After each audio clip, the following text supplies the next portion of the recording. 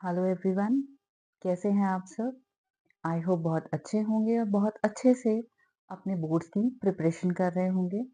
जैसा कि हम सबको पता है कि 17 फरवरी को सीबीएसई का मैथ्स का एग्जाम है। सो बच्चों, if you want to fetch good marks तो सिर्फ प्रिपरेशन से काम नहीं चलेगा। You have to adept a good strategy that how to attempt your paper for better score. आज हम इसी मुद्दे पे बात करेंगे और मैं आपके लिए कुछ टिप्स यहाँ लेकर आई हूँ। देयर आर सम टिप्स और सबसे पहला टिप वही है जो हमारे बड़े हमें बचपन से देते आ रहे हैं, that read your question paper carefully. Don't panic for the questions that you find difficult, as it will create a pressure and chaos in your mind.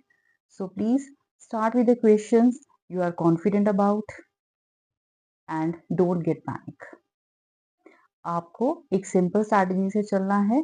जो क्वेश्चंस आपको डिफिकल्ट लग रहे हैं, नहीं आ रहे हैं, उनको आप बाद में करिए और जो क्वेश्चंस आपको इजी लग रहे हैं, उन्हें आप पहले करिए क्योंकि वो आपका कॉन्फिडेंस बूस्ट करेंगे।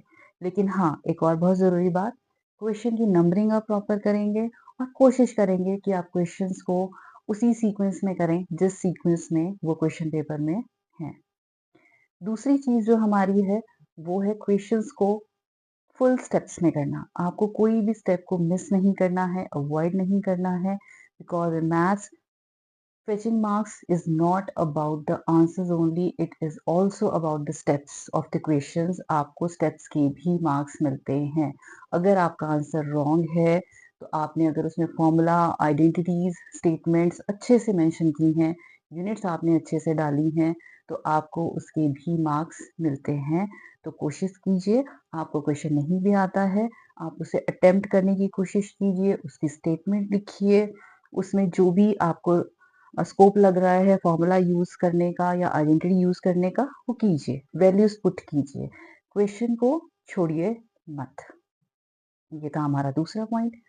तीसरा हम बात करेंगे एमसीक्यूज। बहुत ही इंपॉर्टेंट पॉइंट है।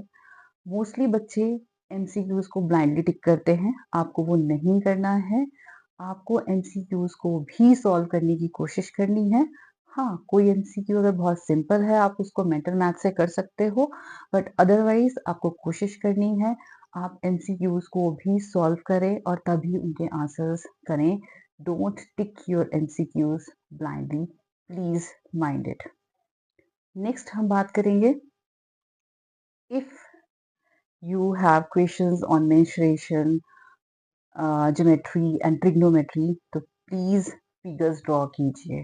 आप पेंसिल से करें, अच्छी बात है, आप पेन से कर सकते हैं, आप वैसे करें, लेकिन आप फिगर्स को ड्रॉ करें। फिगर्स के ऊपर जो भी डायमेंशंस आपको मेंशन रहती हैं क्वेश्चंस में, वो भी आप वहां पर मेंशन करें। और सबसे ज़रूरी बात जो मैं आपसे कहना चाहूँगी, that math gives reward, but just for the clarity, practice, and calm thinking, not only for the speed. So please, if you want to fetch good marks, to score better in your maths, so please practice, practice, practice, but with clarity and with a cool and calm mind that will surely lead you towards the success. So thank you and best of luck.